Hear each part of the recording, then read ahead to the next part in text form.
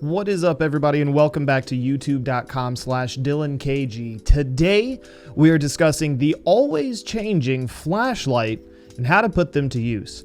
If you're a survivor who just has tens to hundreds of flashlights because you don't know how to use them, this video is for you. Now, there are typically two ways to use a flashlight in Dead by Daylight: blinding the killer at pallets, etc., and flashlight saves. Blinding a killer at a pallet is a good way to get the hang of being unafraid of killers, and learning to aim the flashlight while going for flashlight saves is much harder to do and can end up going pretty poorly for the most part. So, keeping that all in mind, let's dive in and start with how to just blind a killer. Now, I'm sure some of you have tried the old turn around and blind the killer who's walking right towards me because I don't have any other options and get downed trick. Well, it doesn't work. This is because killers can look both up and down, or even turn around to just avoid the blind. They can moonwalk at you if they really wanted to. So to effectively blind a killer, you have to catch them when they're locked into some sort of animation and they can't turn away. Generally, this means during a pallet stun or when they're breaking a pallet. If you caught a previous few videos of ours, they'll help you to run from killers more effectively and to get pallet stuns more often, and in my opinion are prerequisites to learning flashlight blinds at pallets. So say you've been chased, you do happen to get that pallet stun, and now you're ready to blind the killer.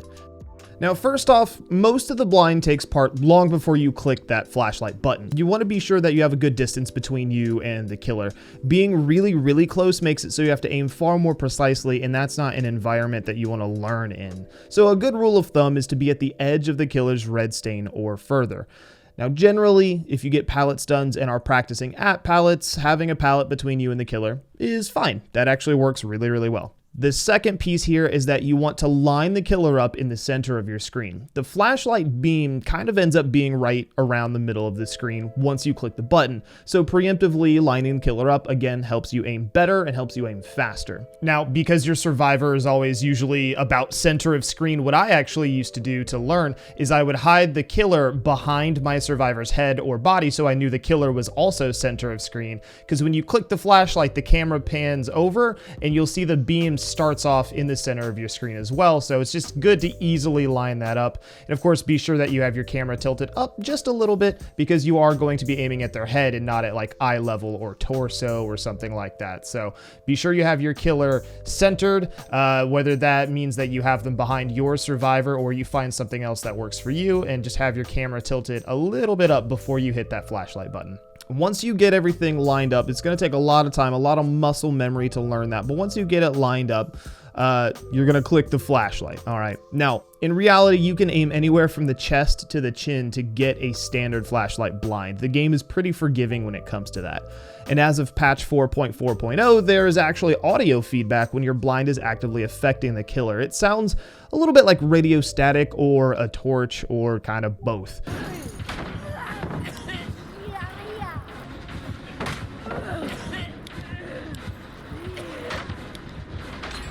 And of course, as you're blinding the killer, you'll also see the beam of your flashlight begin to shrink, and then once the blind is fully complete, you'll see the killer blind points show up on the left-hand side of your screen.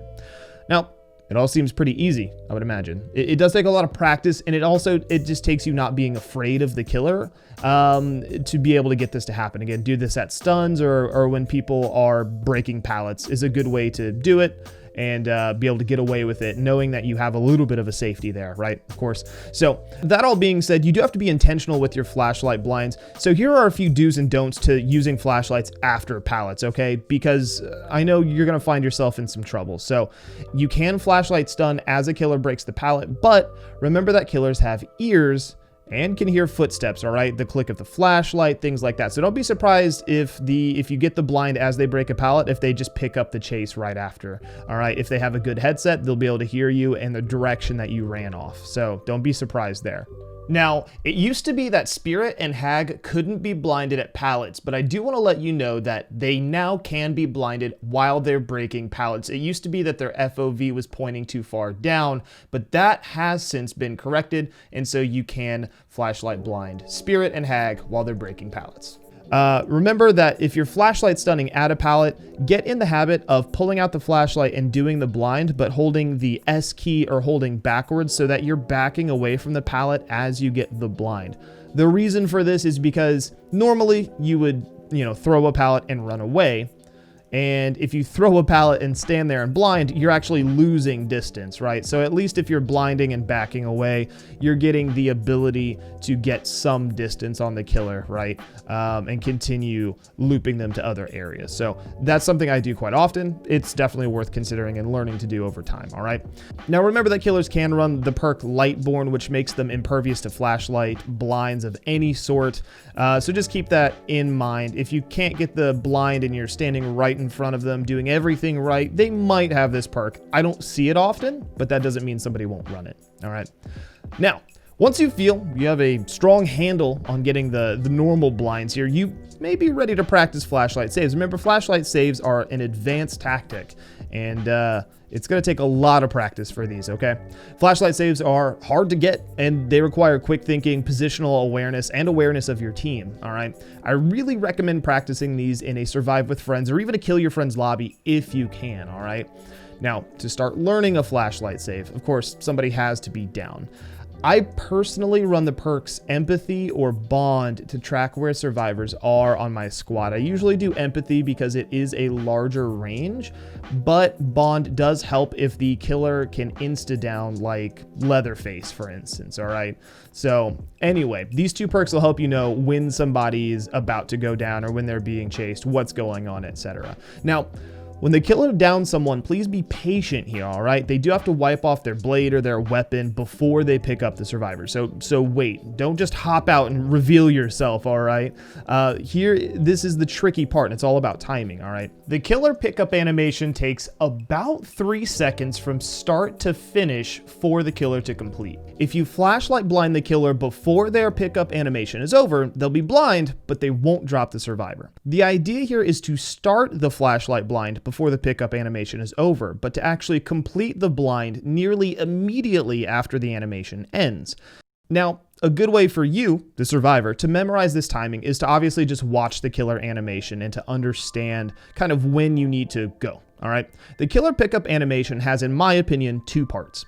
The initial pickup, this is where the survivor spins on the ground and the killer bends over and grabs them with one arm, all right, by the belt.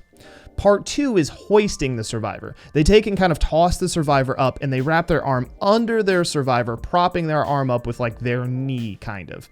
All right. After putting their arm under the survivor, they'll use their knee and waist to get leverage to straighten their upper back and kind of get like a final jostle of the survivor over their shoulder. And then after this, the animation ends and they regain control. It is crucial that you're super, super patient and you watch the killer here, but I personally look at the arm holding the survivor when it comes to getting the save, all right? The cue that I use is right after they've pushed their left arm off of their knee or waist, all right? So this is in part 2 of the pickup animation, if you will, right? It's after they've gotten their arm under the survivor and they start to lift up. Once they boost their arm off of their knee, that's when you'll start to click the flashlight, all right? This is about the same time that they begin to straighten their knees, if that helps you, if you'd prefer to look at that, all right? So a secondary cue you could use is to listen for the survivor who is downed. A survivor being picked up will make a pained grunt or moan sound right after the killer puts their arm under them, right? So right as they hit the hoisting stage of the pickup.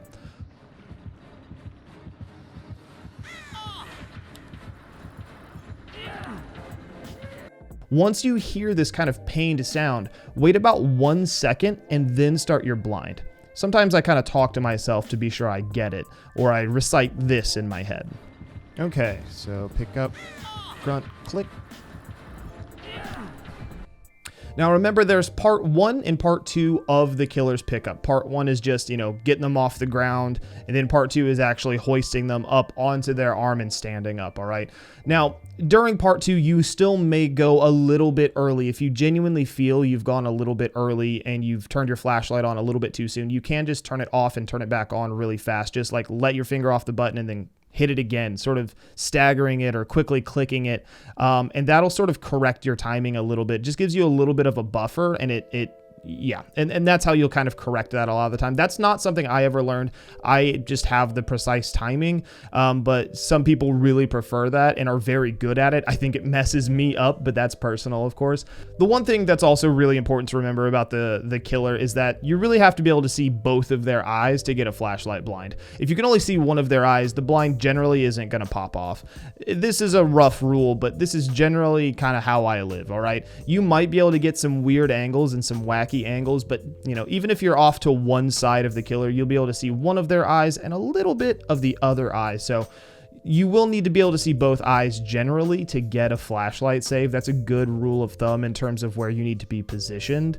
So take that to the bank, but that's about it. What do you think? Did we miss anything? Definitely leave a comment below and let us know if there's anything that you liked, anything you needed, anything you hadn't heard before, and we will, of course, pray to the entity to see you guys in the next video.